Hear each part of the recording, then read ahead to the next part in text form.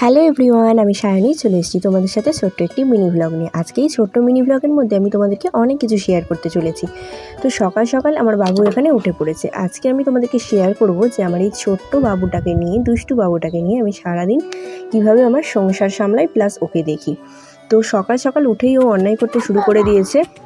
প্রথমত ও এরকমই করে, ওপরে উঠে যায়, বারবার উঠতে থাকে, বারবার নামতে থাকে, আমি ওকে বারবার টেনে নামাই, এরকম করেই দিনটা শুরু হয়। আমি এখানে বিছানাটা গুছিয়ে নিয়েছি, এখন বিছানা চাদরটা কেচে দিয়েছি একটু, তাই জন্য মাদুর বিছানো আছে আর কি, যেহেতু টয়লেট করে ফেলে যার জন্যই মাদুর বিছানো। আর এই যে দেখো এবার কড়া হলদি নিয়ে বসে পড়েছে রান্না করবার জন্য।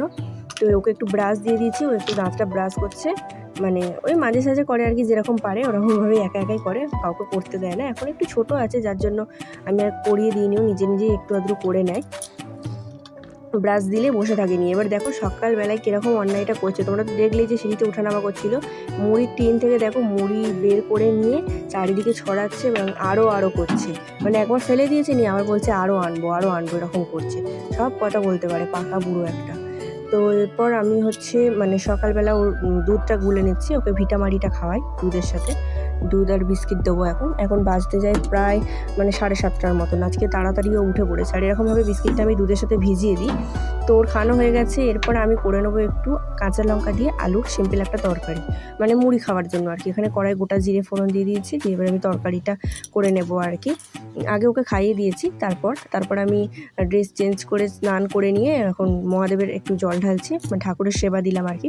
ঠাকুরের সেবা দেওয়া আমার কমপ্লিট হয়ে গেল, আমি সকালেই সেবা দিই ঠাকুরের। এরপর আমি একটু খাবার জন্য ছাতু গুলে নিচ্ছি গ্লাসে, ওকেও ছাতু দিই মাঝে সাঝে, মানে এখন সবে ওকে অভ্যাস করাচ্ছি আর কি। ছাতু খুব একটা খেতে চায় না, বাট চেষ্টা করছি খাওয়ানো।